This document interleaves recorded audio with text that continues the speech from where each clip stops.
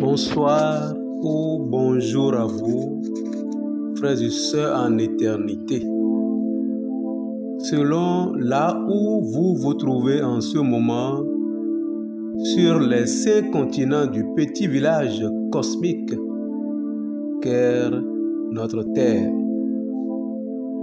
nous vous transmettons les bénédictions de notre Père suprême, l'incréé, que nous sommes au-delà de la création, à l'amour immuable de notre Père Mère Créateur, la source qui administre toute la création et dont nous sommes la projection sur la fréquence vibratoire terrestre, sans oublier les veilleurs silencieux qui font un travail formidable pour maintenir l'architecture de la création conforme à son plan originel, et les logos galactiques et solaires qui administrent chaque galaxie et chaque système solaire et chaque logos d'étoiles ou planétaire.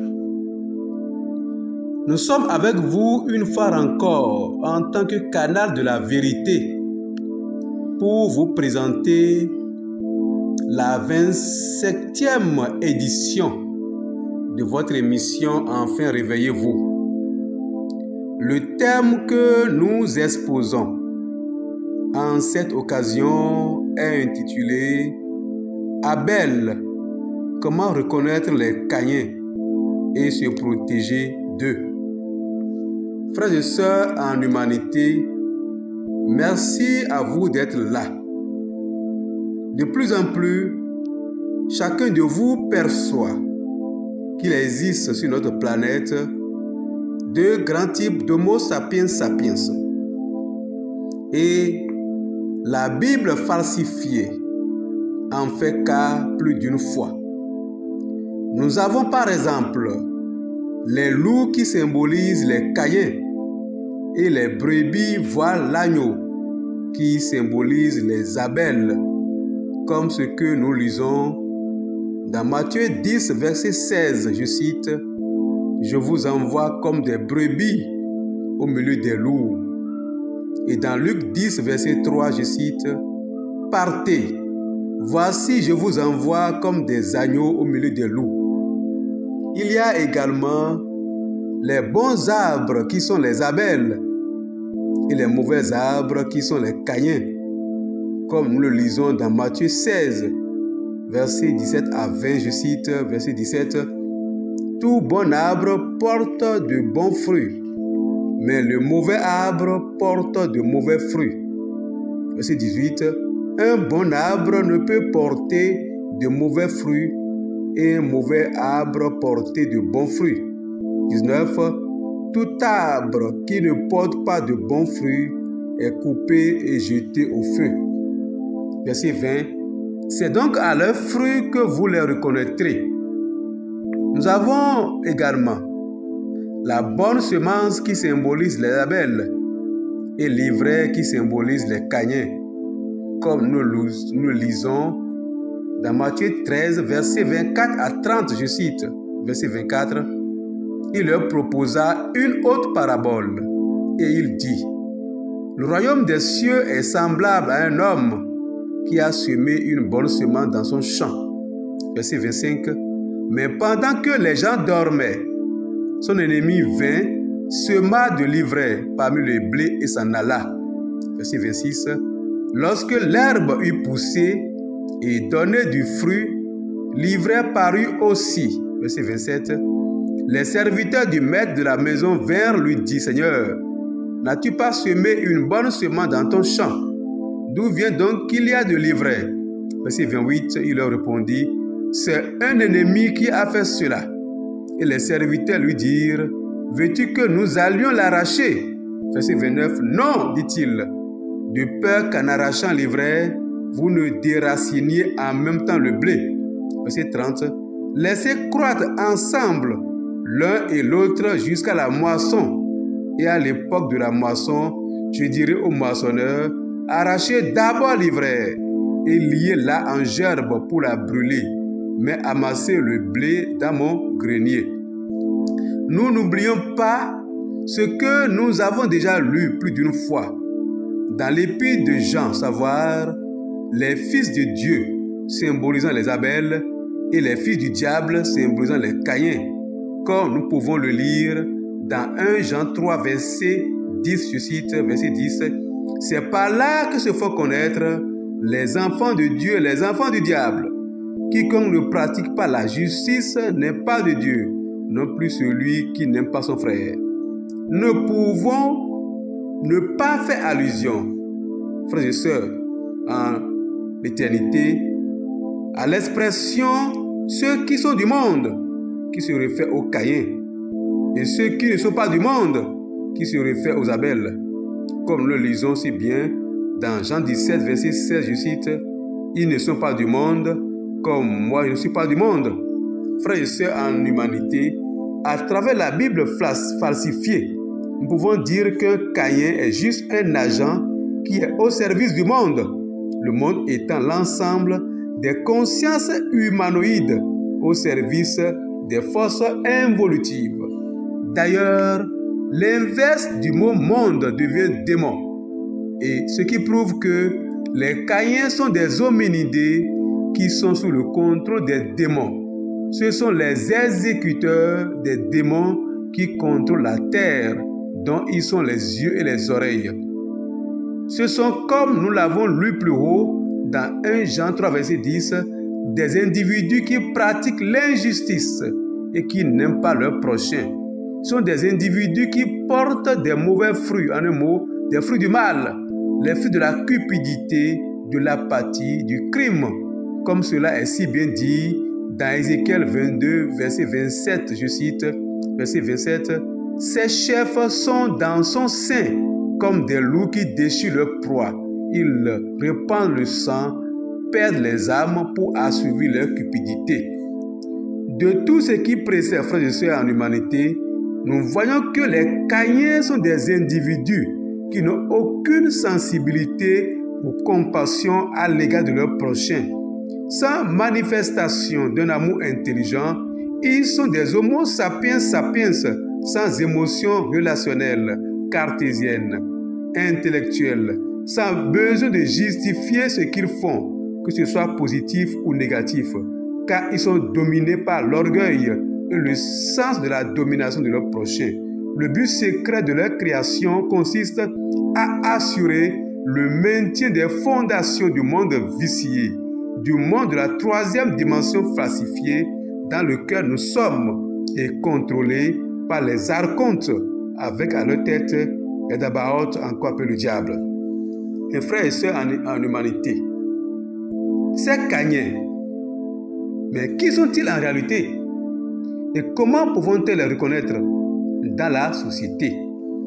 Il faut reconnaître que les Caïns sont issus d'une programmation orchestrée par les maîtres généticiens archontiques ou diaboliques.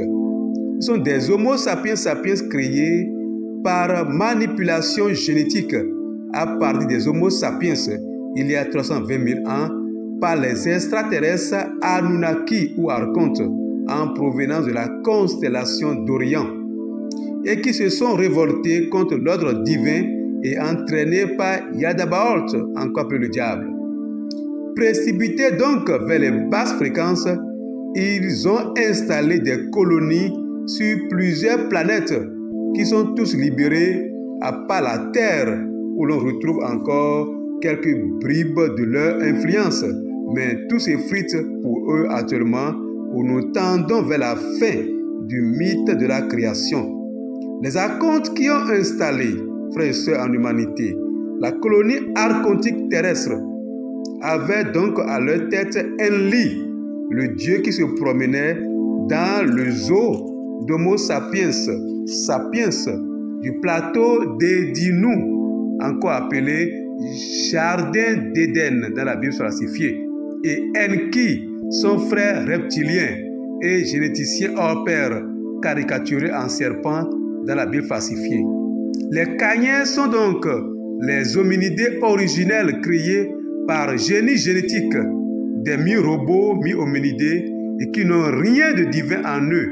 Ils sont donc créés pour mener une unique vie, et après la mort, c'est fini. Et ils sont utilisés par les démons archontes pour mener la vie dure aux Abel, qui sont des êtres holographiques, multidimensionnels, des dieux incarnés sur la terre. Il faut souligner que sur le plan physique, frères et sœurs en humanité, qu'il n'y a aucune différence entre les Caïens et les Abel. En un mot, les deux types sont indiscernables l'un de l'autre. Mais sur le plan physique, il y a bel et bien une différence dans la constitution de chaque type. Lorsque nous nous référons à la Bible falsifiée de Jérôme de Dalmatie, de Constantin et de Théodose Ier, tous des sbires actifs, des guignols au service des Anunnaki, comme beaucoup le sont aujourd'hui, nous voyons que les deux types de Homo sapiens sapiens ne sont pas constitués mêmement.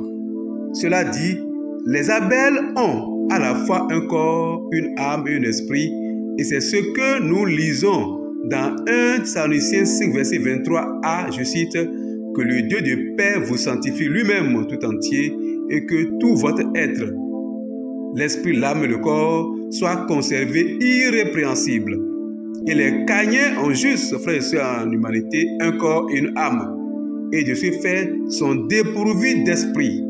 C'est ce que nous lisons dans Jude 1, verset 19, je cite, « Ce sont ceux qui provoquent des divisions, hommes sensuels n'ayant pas l'esprit. » Frères et sœurs en humanité, les Caïens étant donc dépourvus d'esprit, mais quel type d'âme possèdent-ils? Une lecture attentive du livre des psaumes, en l'occurrence psaume 49, versets 7 à 14a, nous éclaire à propos, je cite, verset 7. « Ils ne peuvent se racheter l'un l'autre, ni donner à Dieu le prix de leur rachat. » Verset 8. « Le rachat de leur âme est cher et n'aura jamais lieu. » Verset 9. « Ils ne vivront pas toujours, ils n'éviteront pas la vie de la fosse. » Verset 10. « Car ils la verront.